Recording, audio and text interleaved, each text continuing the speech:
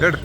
ಸಹೃದಯ ಬಂಧುಗಳೇ, ಇವತ್ತಿನ ಅಮೃತ ಅನ್ನದಾಸೋಹ ಕಾರ್ಯಕ್ರಮದ 22ನೇಯ 22ನೇಯ ವಾರದ ಈ ವಾರದ 22 ದಿನದ ಪ್ರಾಯೋಜಕತ್ವವನ್ನು ವಹಿಸಿಕೊಂಡಿರ್ತಕ್ಕಂಥವರು ಶ್ರೀ ವಿವೇಕ್ ಮತ್ತು ಕುಟುಂಬದವರು ಸಿರಿಗೆರೆ ಆಯ್ನೂರು, ಅವ್ರ ತಂದೆ ಆಗಿರ್ತಕ್ಕಂಥ ಕಿಣಿಯವರು ಬಂದು ಕೊಡೋಣ.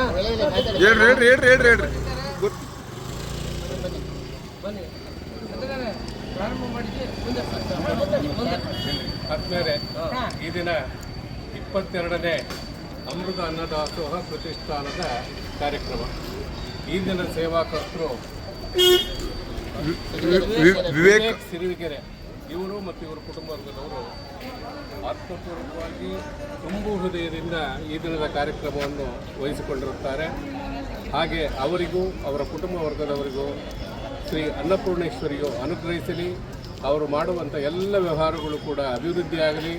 ಅವರ ಕುಟುಂಬ ವರ್ಗದವರೆಲ್ಲರಿಗೂ ಕೂಡ ಆಯುರಾರೋಗ್ಯ ಐಶ್ವರ್ಯ ಭಾಗ್ಯ ಕೊಟ್ಟು ಇನ್ನೂ ಹೆಚ್ಚಿನ ಸೇವೆಯನ್ನು ಸಲ್ಲಿಸಲು ತಾಯಿ ಅನುಗ್ರಹಿಸಲಿ. ಅವರ ಮನೆ ಬೆಳಗಲಿ, ಅವರ ಮನೆಯಲ್ಲಿ ಸದಾ ನೆಲೆಸಲಿ ಎಂದು ಈ ಒಂದು ಕಾರ್ಯಕ್ರಮವನ್ನು ಪ್ರಾರಂಭ ಮಾಡ್ತಾ ಇದ್ದೇವೆ.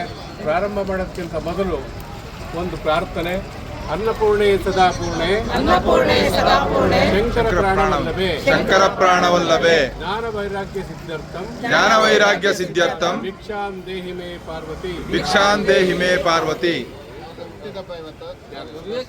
ಇವತ್ತು ವಿವೇಕರವರ ಹುಟ್ಟಿದ ಜನ್ಮ ದಿನಾಚರಣೆ.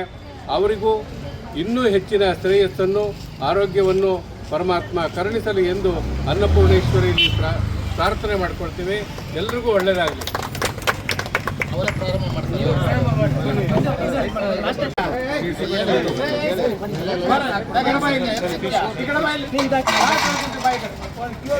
ಯಾರೋ ರಸ್ತೆ ನಿಂತ್ಕೋಬೇಡಿ, ತಟ್ಟೆಗಳನ್ನೆಲ್ಲ ತೊಳೆದು ಅಲ್ಲೇ ಇಡಬೇಕು.